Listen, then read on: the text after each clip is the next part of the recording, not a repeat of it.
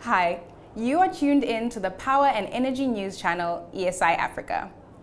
Today I am joined by RICCARDO PUCCI, Project Coordinator for the TID Rollover at the STS Association. Welcome, RICCARDO. Thank you.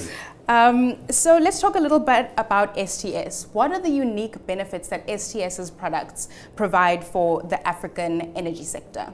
Fantastic question, a very involved answer. So let me just answer that right off the bat. Benefits, you're talking about interoperability and security, but to fully explain what I mean by that, I'm going to have to do a little bit of a history lesson as to how we started and how we got to this point. So in the early 90s, Eskom, our Eskom here in South Africa, launched a campaign called Electricity for All, and the goal was pretty simple: to provide electricity to about 10 million homes that currently didn't have.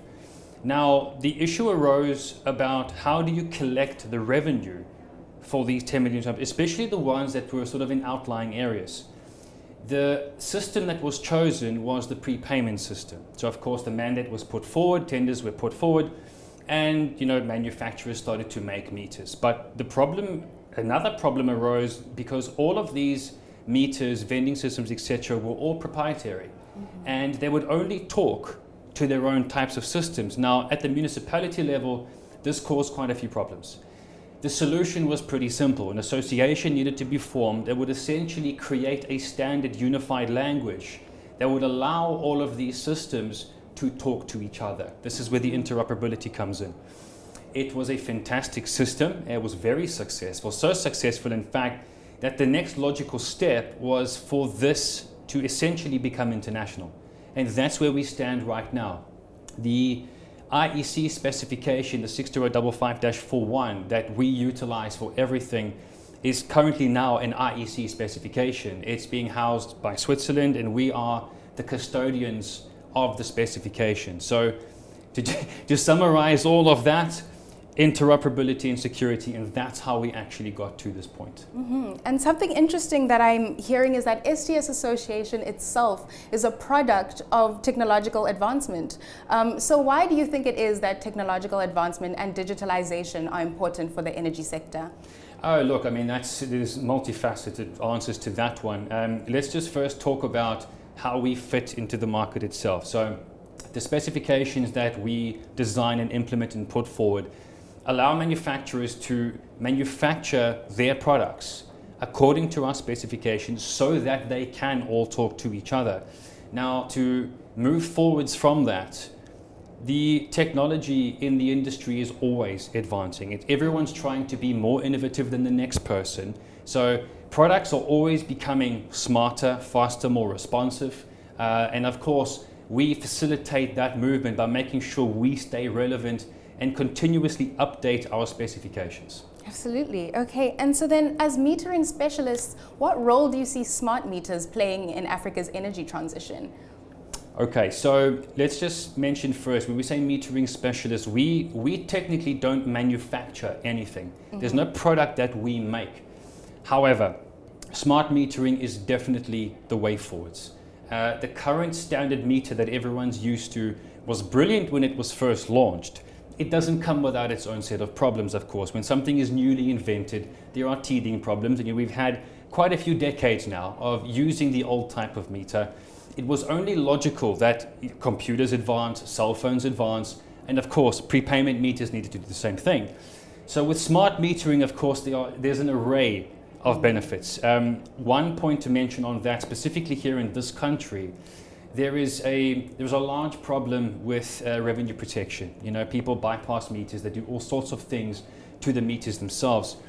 At some point in the future, when smart meters eventually replace all of the older style meters, there's going to be a huge benefit in security, for municipalities and for the vendors themselves. And of course, you end up getting two-way communication, whereas before, it was just one-way communication. You would go to the meter, punch in your token or whatever it is, and that was it. With two-way communication, there is an array of benefits and features, and of course that's why the smart metering is the way forward. And also, I want to speak a little bit about what STS Association's Don Taylor said. He spoke about the urgency for municipalities to get rolling. Yes. So what role does STS Association play in trying to accelerate energy efficiency? All right, so our main message is the TID rollover itself. To put it into context and with a little bit of history, the TID stands for Token Identifier. It's essentially a security protocol that was built into the very first specification when we first published it back in 1993. And it essentially governs the feature where you cannot replay a token in the meter. You know, 1 meter, 1 token, 1 time. Now, that itself has a finite amount of storage space, if you will.